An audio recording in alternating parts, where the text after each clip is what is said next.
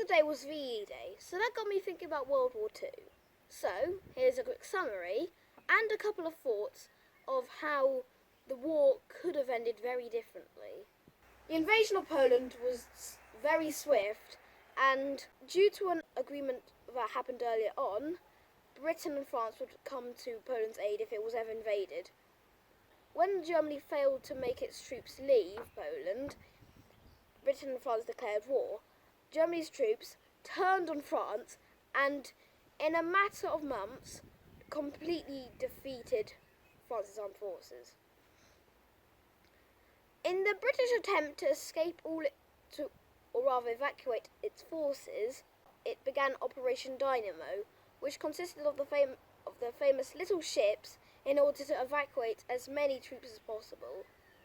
In terms of evacuations, it was a major success. The Battle of Britain and the Blitz. The Germans' objective was to take out the RAF, and so then Operation Sea Lion could commence. But, unfortunately for the Germans, it failed. So, in a new attempt to crack British morale and lead them to surrender, they started a Blitz, which was a massive bombing campaign of British cities in order to bomb them to submission. Operation Barbarossa was the greatest gathering of troops ever known in recorded history. It proved to work, but they failed when they tried to get to Moscow. After that, all Germans faced on the Eastern Front were failures. The Americans, until Pearl Harbor, were neutral. They didn't want to join the war. In fact, President Roosevelt, in the last election, said, "Your boys will not die in foreign wars." And that, some people think, gave him the win in the election.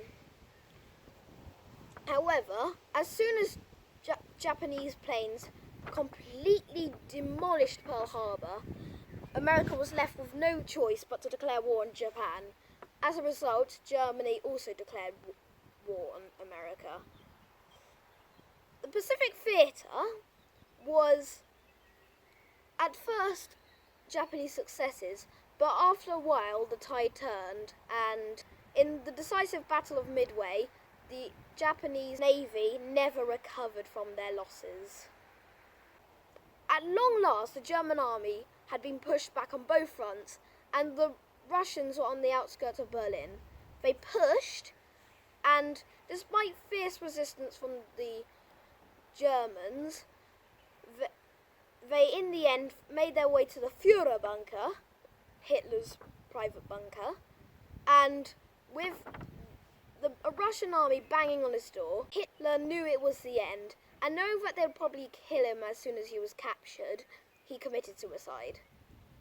Soon afterwards, and unsurprisingly, the Germans surrendered, and VE Day, which is celebrated on the 8th of May, happened.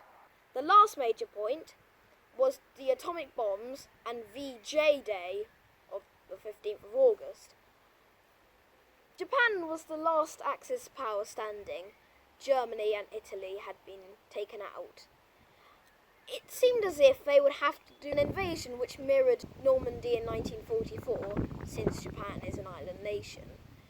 But, over the course of the war, American and British scientists were developing a bomb, which will be infamously known as the atomic bomb.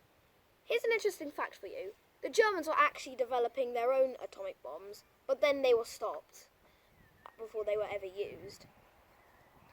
With the first bomb on Hiroshima and the second bomb on Nagasaki, the Japanese had no choice but to surrender. The celebration for that was VJ Day, which is celebrated on the 15th of August. So that's the Second World War, as it was. But let me give you two events which, if they happened slightly differently, could have changed the outcome of the war entirely. During the Battle of Britain, one of Hitler's strategies was to destroy the RAF bases and factories in direct attacks. At one point, the RAF seemed doomed, but then, out of impatience, Hitler changed his plans. If he had relentlessly continued his original strategy, he would have most certainly have been able to launch Operation Sea Lion, and Germany would invade Britain. At that time, Germany had the advantage militarily. As a result, Britain would have most likely lost. Another point was the battle for Moscow.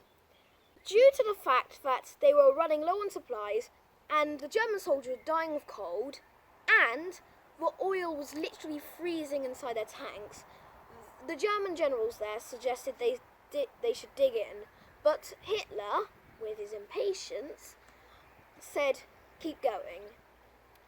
If they had dug in, they would be prepared. They would be able to resupply and even get some winter essentials for their final assault. Also, if the Russians had counterattacked before their attack on Moscow, they would have been more ably equipped and prepared to deal with the counterattack. In fact, if they defeated the Russians from their counterattack, it would be even better for them because it would be likely that the Russians took the most casualties and then therefore less defenders from Moscow. And if they did take Moscow, it probably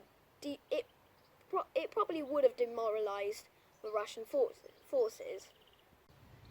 So maybe it was Hitler's impatience that cost him and the Axis the war.